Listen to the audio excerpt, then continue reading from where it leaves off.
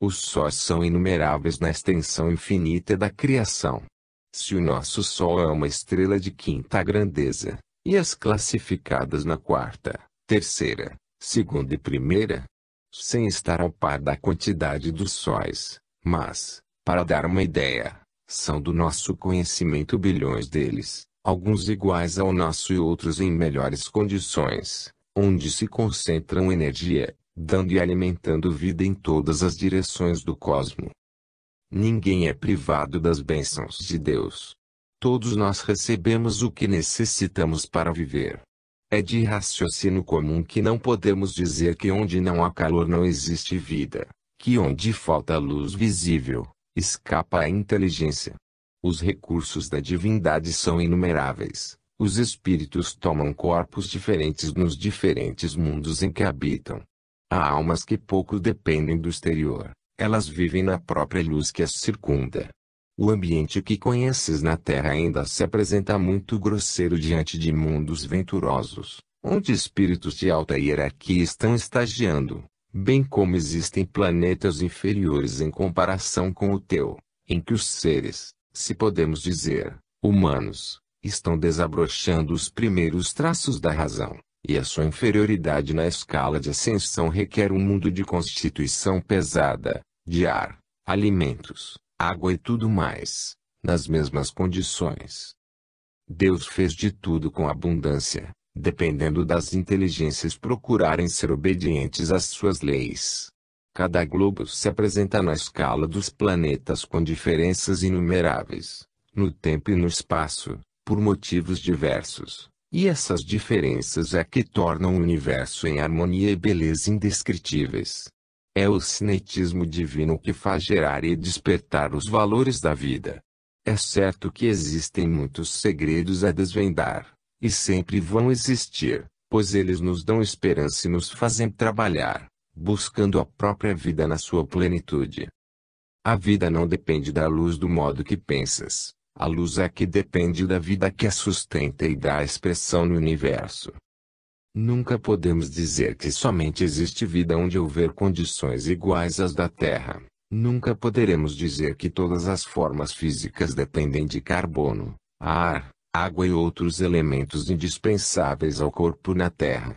Isso seria diminuir a sabedoria de Deus que, assim como fez o clima da Terra, para viverem nele o homem, o vegetal e os animais, poderia fazer mundos diferentes para viverem neles outras raças com corpos compatíveis com o ambiente. E essa é que é a verdade. Não penses que o homem é o rei da criação, todos são irmãos, na irmandade divina do tempo, porque tudo o que existe saiu das mãos generosas do Criador. O teu sol, em comparação com a grandeza de outros que brilham no infinito, não existe. É uma simples luz bruxuleando no universo, como que riscada por um fósforo. E tudo vem de Deus, que ora chamamos a grande luz, por não compreendermos, nem conhecermos outra expressão que lhe possa retratar a grandeza. A vida e a sabedoria são muito engenhosas, e cabe a nós buscar seus valores permanentes. Podemos dizer a todos que nos seguem pela leitura, que as próprias trevas são luzes que dormem, porque o Senhor vibra em tudo, e é tudo que vive.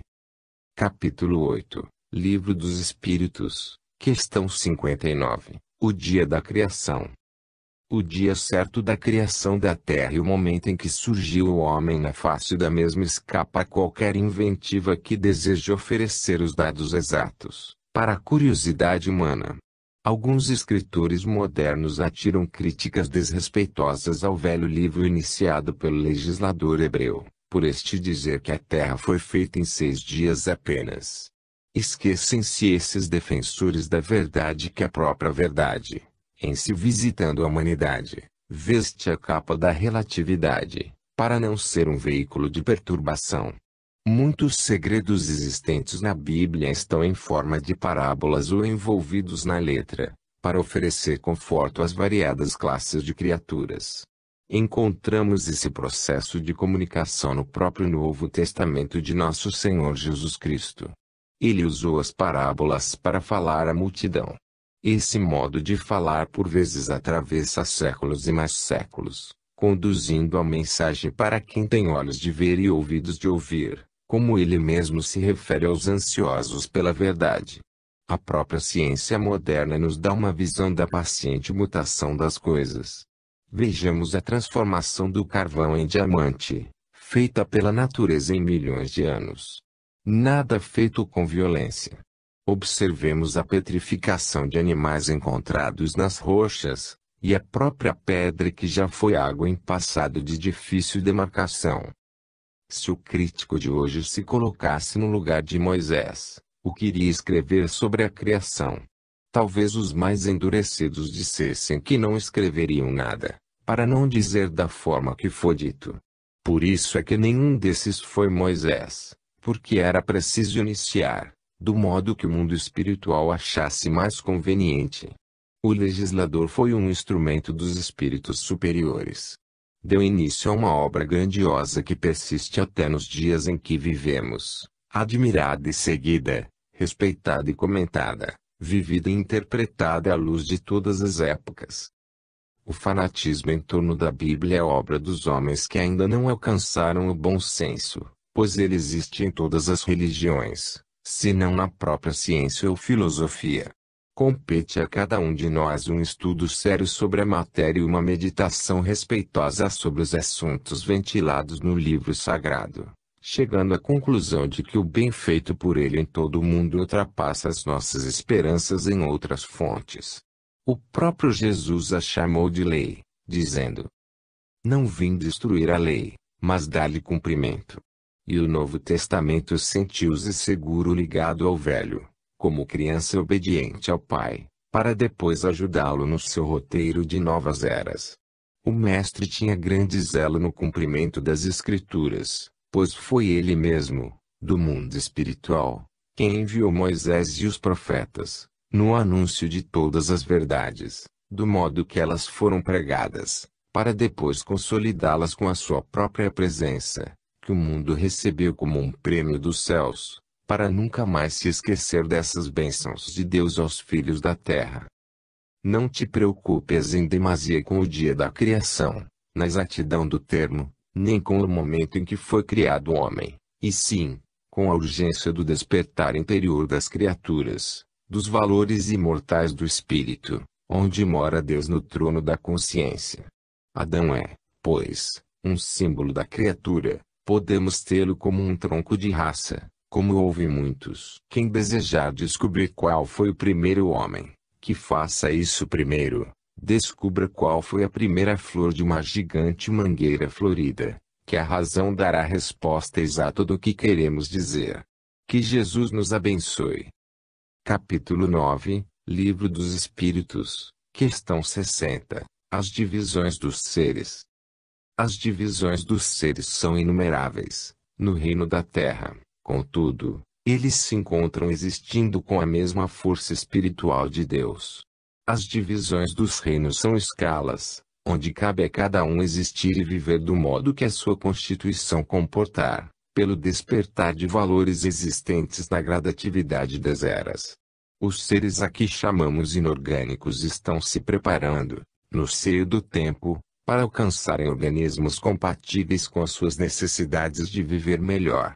Todos os seres da Terra, todos os animais e mesmo as plantas, começaram há milhões de anos como sendo unicelulares, para depois serem transformados em formas variadas, pelas mãos invisíveis dos benfeitores da eternidade, espíritos angélicos que se ocupam com o despertamento dos dons que dormem nos animais, nos homens e na natureza. Classifica-se, na Terra, por seres inorgânicos, aqueles que não têm movimento próprio, tais como os minerais, a água, o ar etc. Assim nos diz o Livro dos Espíritos. Entretanto, esses seres têm uma grande atividade interna, a vida no seu interior é sobremaneira grandiosa, dirigida igualmente por leis espirituais que regulam e fazem crescer todas as criações de Deus. O espírito passa por uma fileira interminável para alcançar a razão, dom que veio se transformando nesta viagem, por leis que ativam e regulam as qualidades da alma. Os seres que têm movimento próprio se encontram em uma escala mais elevada de vida. A árvore está em estado de sonho, com o seu psiquismo em fase de formação, já com certas sensibilidades que retratam algumas emoções. Os animais tanto mostram os movimentos internos dos seus órgãos, como os externos, e o próprio instinto se consagra em uma escala maior do que nas árvores. Os homens já mostram as claridades evolutivas como criaturas superiores, porque são dotados de razão. Nesses, a inteligência se manifesta pela força da evolução, se é bem o termo traço, que põe a pensar todos os sábios do mundo, principalmente os materialistas, que sempre perguntam no silêncio dos laboratórios, de onde vem a inteligência. Somente a presença do espírito no corpo pode responder. Verdade é que eles ainda não acreditam. Mesmo vendo e tocando, negam por imaturidade espiritual. Deus não fez nada escondido. Nós aqui não temos qualidades para assimilar as verdades estabelecidas pelas leis do Criador. Porém, a maturidade nos confere os meios de descobrir segredos escondidos desde o princípio, nas dobras do próprio tempo, de acordo com as nossas necessidades. Não devemos nos afligir com verdades que ainda não suportamos. Tudo vem a seu tempo, por aqui a essência daquele que nos criou a todos. Toda a sabedoria parte de Deus, todo amor está nele, que é a fonte. Toda a vida promana de seu seio. Os homens não devem desprezar nenhum dos reinos da natureza, nem se afastar de nenhuma das raças suas irmãs. Tudo que existe na terra é criação daquele que sabe mais que todos nós, e nos empresta meios invisíveis para que possamos viver em paz. Enquanto vigorarem o egoísmo e o orgulho nos caminhos humanos, a miséria não se afastará da terra, e os mais miseráveis são os usurpadores dos bens que não lhes pertencem. E foi por essa necessidade de melhorar os sentimentos dos povos, que Deus enviou seu Filho do coração para nos ensinar a viver, nos moldes que a harmonia pudesse dominar todo o ambiente da casa terrena. Queremos dizer a todos que possam nos ler, que a vida existe em tudo que foi criado por Deus, no grau que a forma certamente atingiu. Capítulo 10, Livro dos Espíritos, questão 61, matéria diferente. Há diferentes estados da matéria, dependendo do grau que ela se encontra na pauta da ascensão. Entretanto, em se buscando o princípio, ela é a mesma em qualquer lugar a que foi chamada a servir. O agente ideador de todos os corpos que buscam a perfeição é, pois, o movimento. As forças se intercruzam em um campo formado pelo cinetismo e formam corpos diferentes, com diferenciação na própria matéria. Essa é a riqueza das coisas que foram estabelecidas pelo grande arquiteto do universo. A inteligência suprema é sábia e soberana, e se nós outros achamos que existem muitos segredos na natureza, na verdade existem muito mais do que imaginamos. É, pois, infinita a lavoura de pesquisas. O que os homens, e nós mesmos, já conseguimos entender e, por vezes, dominar, ainda não é um traço na imensa escrita divina nas mãos dos arcanos da divindade. Os corpos orgânicos e inorgânicos mostram alguma diferenciação no que toca à sua presença, todavia, nos seus fundamentos é a mesma matéria primitiva a obedecer ao tempo, à força da gravidade e ao agente universal que encontra campo de afinidade na profundidade do seu seio e ali ativa outros movimentos, objetivando o despertamento dos valores que em tudo existe, doados pelo amor daquele que nos deu a própria vida. Devemos saber que toda a matéria é visitada por fora e por dentro por esse agente universal. Entretanto, nos corpos que já mostram maturidade e que passam a ser corpos orgânicos, ele encontra a coesão, animalizando a própria matéria e dando aspectos de mais vida. Ele, esse agente divino, é que lhe faz surgir movimento próprio, caindo o corpo na classificação de outro reino, que é o dos corpos orgânicos. O que tentamos escrever sobre esse assunto são leves traços, para que possas achar onde enfiar a linha na agulha e costurar livremente a vida toda. Cada criatura é um pesquisador, e é da sua obrigação estudar, meditar, examinar e chegar às conclusões que correspondem à verdade. Cada um de nós temos de dar a nossa cooperação na grande estrutura universal do saber, porque todos nós estamos procurando saber o que Deus escreveu no grande livro da natureza, e isso é altamente compensador. Desperta no nosso coração uma alegria grandiosa pelo domínio que vamos alcançando nas direções que nos compete percorrer. Não podemos nunca desprezar a matéria. Ela é o primeiro passo para o nosso aprendizado. Se o espírito não precisasse da matéria, ela não existiria. O espírito é irmão da matéria em toda a sua extensão de vida. A luz é irmã das trevas, onde quer que estejam essas duas forças. E Deus é Pai de tudo que existe e que, porventura, venha a existir. Tornamos a repetir que a matéria primitiva é a mesma onde quer que estejas. Ao sair da fonte universal, ela vai tomando caracteres diferentes até chegar à sublimação. Em todos os planos existe matéria, na rarefação que o progresso a faz atingir. Não podemos separar a matéria do espírito em nenhuma circunstância, como não podemos nos separar da fonte de vida que nos gerou. Deus é Deus de tudo e de todos. A matéria nos corpos orgânicos está animalizada, nos diz o livro dos Espíritos, e ela, nos corpos psíquicos, está espiritualizada. Para que entendas melhor essas leis, deves somente entrar pela porta do amor, que as tuas faculdades de entendimento abrir-se-ão até desconhecido, e cada vez mais avançarás em direção a Deus. Capítulo 11, Livro dos Espíritos, Questão 62, A animalização da matéria. Já dissemos e tornamos a repetir, o agente divino interpenetra tudo. Ele é como que o hálito de Deus auscultando toda a criação nos seus mínimos detalhes. No entanto, a matéria é mais ou menos amadurecida, com ele afiniza e fica em estado de vivência animalizada, em um processo que a própria ciência deixa escapar, por enquanto, nas suas pesquisas, mesmo as mais profundas. Todo espiritualismo, e principalmente a doutrina dos espíritos, nos fez entender o respeito que devemos demonstrar por tudo que existe, porque em tudo existe igualmente o traço da divindade, para que a vida ali prolifere e esplenda nas belezas que os seus desejam. Nada existe por si só. Em cada coisa e em cada alma, a proteção de Deus não se faz esperar. Ele é presente em todos os instantes, nos inspirando e protegendo, em todas as modificações e avanços espirituais.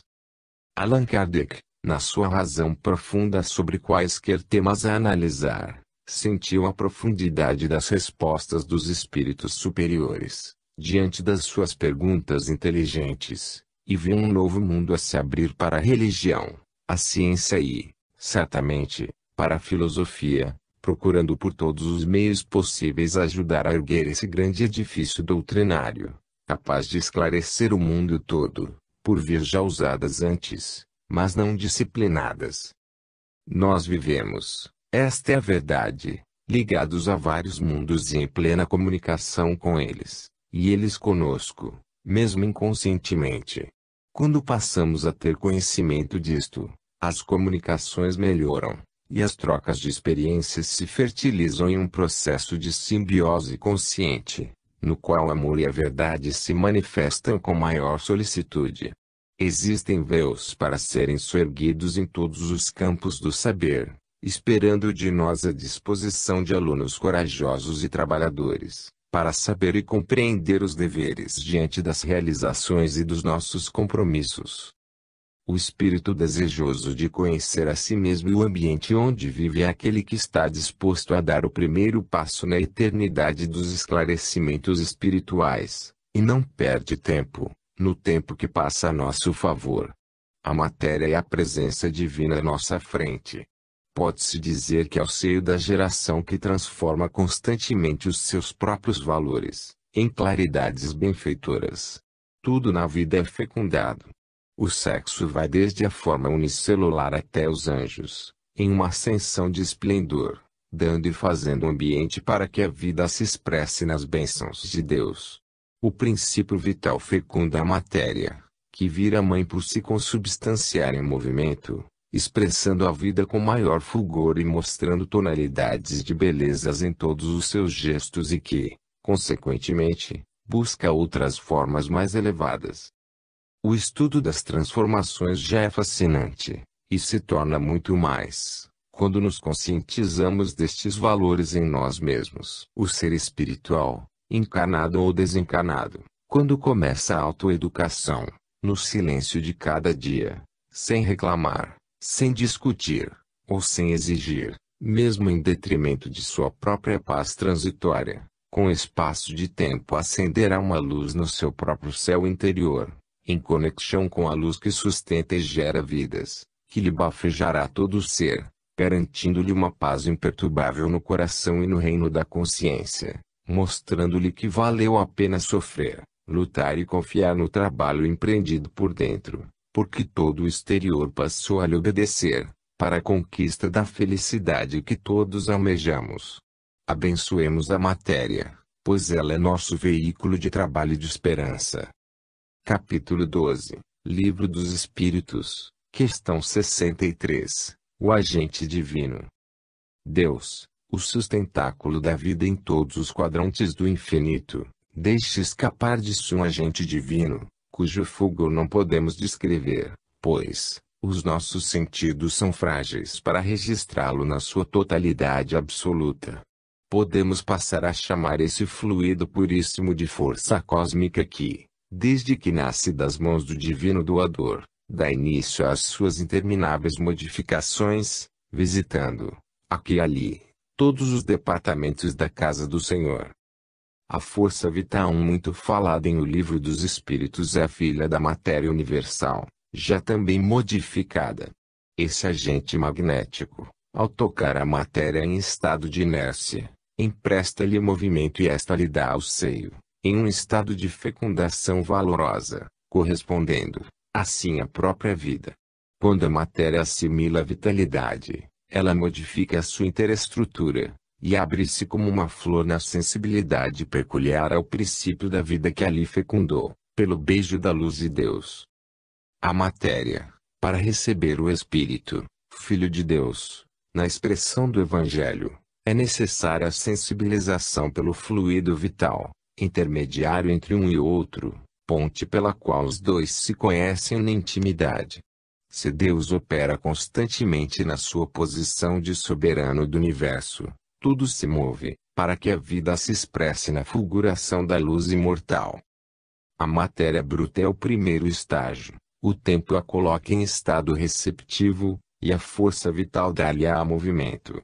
Assim, ela avança pelo desabrochar das suas qualidades intrínsecas, buscando vida, modificando estruturas e criando condições para servir de corpo ao espírito imortal, na qualidade de filho mais próximo do Senhor. Tudo vem de Deus. A própria Bíblia afirma essa verdade, e ela realmente é filha do Criador em todos os seus aspectos. Tudo se processa em variadas concordâncias, na luz universal. Devemos estudar para conhecer, para discernir, e a razão não deve ficar estática, ela também obedece à lei da ascensão, a que chamamos de evolução, caindo com o tempo em um reino mais amplo, o da intuição.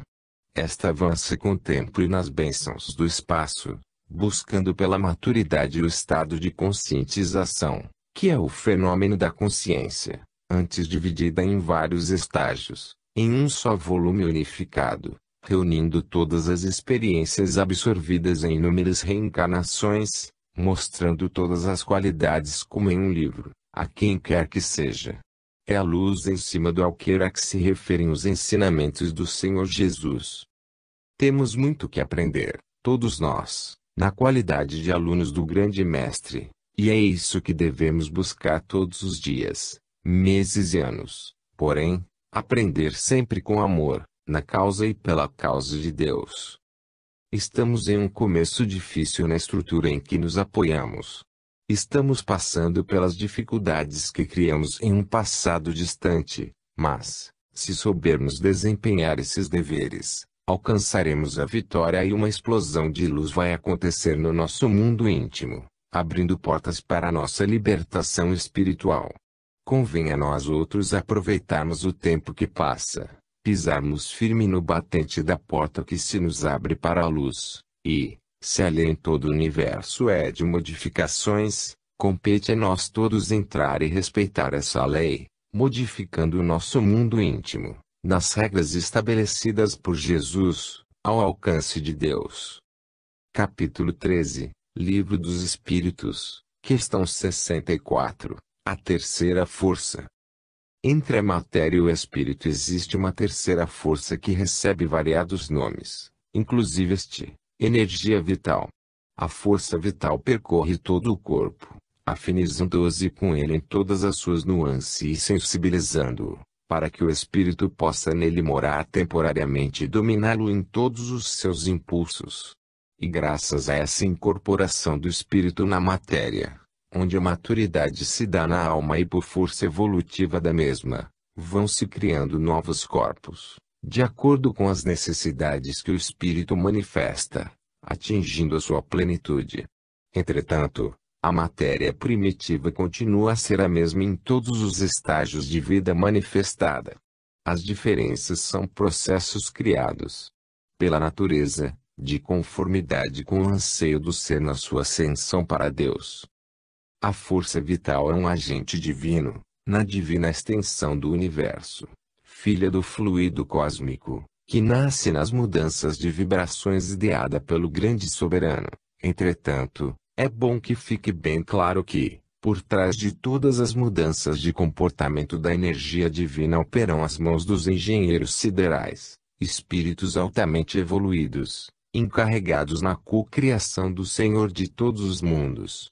É de se notar que todos os ensinamentos espiritualistas modernos e antigos, que conhecemos por filosofias e religiões, falam do tríplice aspecto do universo, matéria, energia e espírito. São valores que se confundem, e um não pode ter vida sem o outro. Essa é uma realidade dentro do ninho cósmico. O espírito, para comunicar ou manifestar-se na matéria, tem seu agente propondo a sensibilidade entre um e outro extremo. Esta é uma lei estabelecida em tudo.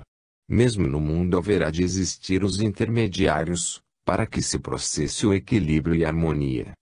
Basta meditarmos no que tange a vida na Terra, nos seus lances diários, para que possamos nos certificar dessa verdade. A terceira força. A luz do Sol não pode vir diretamente à Terra. Ela é polarizada no sentido de seus raios serem mais úteis, como benfeitores que são, desta maneira, é coada por um terceiro corpo em forma de gás, para que a vida se regale e cresça em profusão, em todos os sentidos. Em um lar existem pai, mãe e filhos. Faltando uma destas forças de vida, começa a surgir a desarmonia com mais frequência. No comércio, sempre existe o intermediário. Este é quem classifica a mercadoria, dentro de tais responsabilidades. Até no amor na terra, e mesmo nos céus, existe o terceiro agente, que são as leis que garantem essa amizade divina, estabelecendo direitos e deveres para os que se dispuseram a se amar mutuamente. A vida é uma sublimidade. Quem quiser vivê-la sob todos os aspectos, observe a harmonia do universo. Copie sua cadência e procure viver e respeitar todas as suas nuances. Quem fugir das normas da natureza divina criará situações de difícil solução, em todos os seus caminhos. É por isso que o Evangelho segundo o Espiritismo nos indica que fora da caridade não há salvação. A caridade se realiza quando respeitamos todas as leis criadas por Deus, para garantir e sustentar a sua grandiosa criação. Fugir dela, ou delas, é procurar sofrimentos em toda parte. Somente voltando à casa do Pai, somente nos voltando para as coisas naturais, é que a consciência nos dará a trégua, nos deixando em uma tranquilidade imperturbável. A felicidade tem raízes na obediência, que é filha do amor. Capítulo 14, Livro dos Espíritos, questão 65, o princípio vital. O princípio vital tão comentado em O Livro dos Espíritos nasce, como ele mesmo afirma, do fluido universal